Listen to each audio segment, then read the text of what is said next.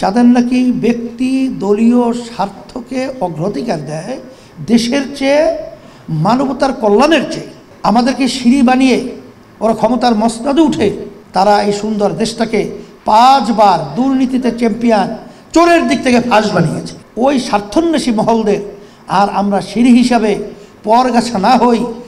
আমরা ইসলামী আন্দোলন বাংলাদেশ আজকে বাংলাদেশের 53 বছর স্বাধীনতার পরে আমরা যে নীতি আদর্শের মাধ্যমে দেশ চলছিল আমরা সেটাও দেখেছি। 2024 জুলাই আগস্টের অবস্থান আমরা দেখেছি। এখন এই পরিবর্তন আমাদের কি করতে হবে?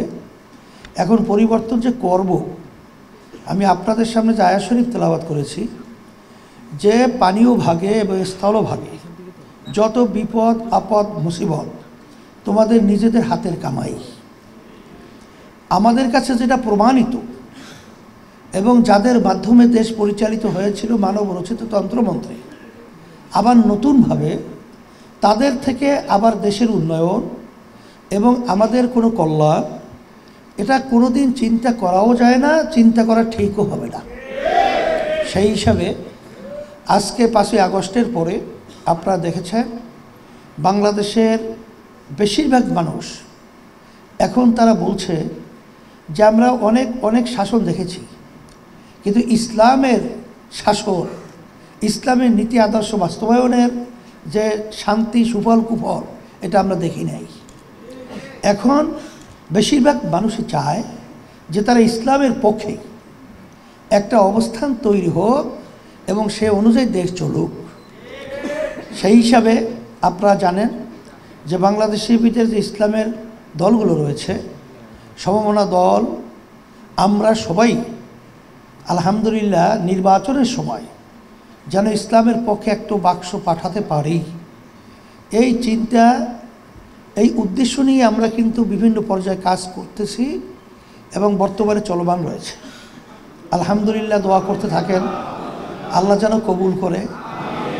আশা তো করি আল্লাহর রহমতে ভালো একটা ফল আল্লাহ আমাদেরকে দান করবেন। এর কারণও তো আছে। এর কারণ হলো আল্লাহ রাব্বুল আলামিন বলছেন, ওয়ালা তাহিনু ওয়ালা তাহজানু ওয়া আনতুমুল আ'লাউনা ইন কুনতুম মুমিনিন।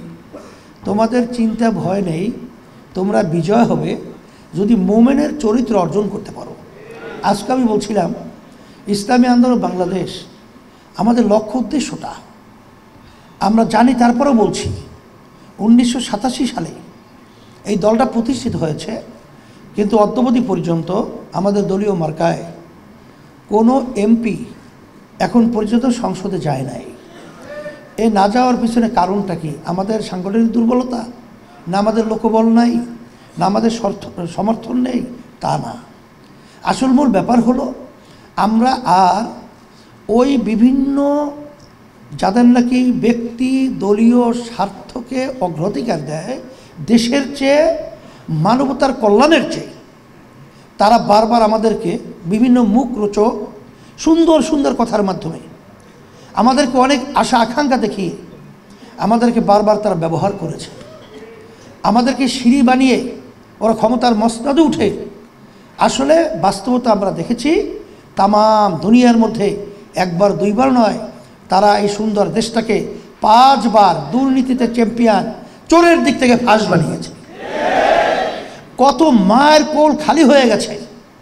আমি সেদিনও সরাদি উদ্যানে বলেছিলাম যে বাংলাদেশের জনগণ এখন মায়ের কোল আর খালি হোক এটা আর দেখতে চায় না। এখন পরিবর্তন হতে হবে। আমরা কষ্ট করে টাকা উপার্জন করব, আর সেই টাকা ভ্যাট ট্যাক্সের মাধ্যমে সরকারি ফান্ড জমা হবে, আর তারা ক্ষমতার চেয়ারে বসে আমাদের কষ্ট অর্জিত সম্পদ, আমাদের কষ্ট অর্জিত টাকা তারা বিদেশে পাচার করবে, বেগম তারা তৈরি করবে। এটা বাংলাদেশের মানুষ এখন আর দেখতে চায় না, এর পরিবর্তন করতে চায়। আজকে দলীয়করণের মাধ্যমে আজকে আপনারা দেখেছেন যে বৈষম্য বিরোধী দলীয়করণ এমনভাবে সর্বত্র চাপিয়ে দেওয়া হয়, সেখানে যোগ্যতা থাক বা না থাক, মেধাবী যোগ্যতা সম্পূর্ণ ছেলেগুলো আজকে রাস্তায় রাস্তায় বেকার ঘুরছে, কিন্তু তাদের দলীয়করণের কারণে অযোগ্য লোকগুলো সর্বত্র তারা বসিয়ে দেশটাকে একটা অসুন্দর দেশে পরিণত করেছে। এর পরিবর্তন আমাদের কি করতে হবে? সেই হিসাবে আপনারা জানেন যে ইসলামী আন্দোলন বাংলাদেশ আমরা চাই যে আমরা যেন আরও ওই স্বার্থন্বেষী মহলদের আর আমরা সিঁড়ি হিসাবে পরগাছা না হই, ইসলাম নামক গাছটা বাংলার জমিনের ভিতরে বৃক্ষ বট এর চেয়েও মজবুত হয়ে মসনদে বাংলাদেশের সংসদে তারা উড্ডীন হবে এবং সুন্দরভাবে এই দেশ এবং মানুষ সুন্দর বসবাস করার পরিবেশ তৈরি করবে। এই আশায় ইসলামী আন্দোলন বাংলাদেশ কারো সাথে কখনোই আমাদের আদর্শ বিকাই নেই, কখনোই আমাদেরকে ব্যবহার আল্লাহর রহমতে করতে পারে নাই। সেই হিসাবে এখানে আমাদের কোনো ব্যক্তি স্বার্থ নেই, এখানে কোনো এমপি মন্ত্রিত্ব, কোনো সম্পদ সম্মানের স্বার্থ আল্লাহর রহমতে ইসলামী আন্দোলন বাংলাদেশের আল্লাহ কিন্তু ফজলুল রহমতুল্লাহি আলাই তারও ছিল না, আমাদেরও নাই। সেই হিসাবে আমি আপনাদেরকে বলবো, আসেন যদি এই ধরনের একটা স্বচ্ছ দল, আজকেও এক নেতা আমাকে বলছিল আমাদের দায়িত্বশীল যে বাংলাদেশে অনেক রাজনৈতিক দল রয়েছে, সব রাজনৈতিক দলের ব্যাপারে বিভিন্ন ধরনের কিছু না কিছু বিতর্ক বা সুবিধা অসুবিধা রয়েছে, কিন্তু একমাত্র আল্লাহর রহমত ইসলামী আন্দোলন বাংলাদেশ এবং তার সহযোগী সংগঠন আল্লাহর রহমতের বিতর্কের ঊর্ধ্ব থেকে আমরা বাংলাদেশের ভিতরে ইবাদত হিসাবে রাজনীতি ময়দানে রাজনীতি করছি। সেই হিসাবে আমরা যারা নাকি এর সাথে জড়িয়ে আছি, আমাকে কালকে না কখন একজন বলতেছিল, হুজুর অন্য অন্য দলের নেতাকর্মীরা যেভাবে কাজ করে সেভাবে তো আমাদের লোকজনের কাজকর্মের গতি আমরা আসলে সেভাবে দেখছি না। তখন এটা শুনলে আমাদের কষ্ট লাগে না? কথা বলে না, কষ্ট লাগে কি লাগে না? কারণ যে কোনো কাজ আল্লাহ বলছেন করার মতো করো।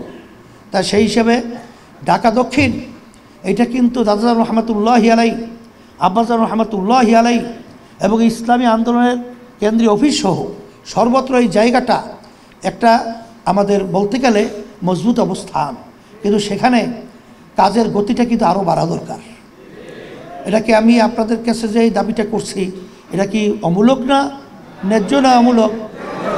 তাই যদি মূলক হয়ে থাকে, ন্যায্য হয়ে থাকে, সেই হিসেবে আমি আপনাদেরকে বলবো কাজের গতি যদি আমরা বাড়াতে পারি, মাঠ উর্বর রয়েছে, মাঠ প্রস্তুত রয়েছে, আমরা যদি আলহামদুলিল্লাহ সহি নিয়াতে ভাইদের কাছে, মা বোনদের কাছে দাওয়াত নিয়ে যাই, দেখবেন তারা সাড়া দিবে, এটাই বাস্তবতা।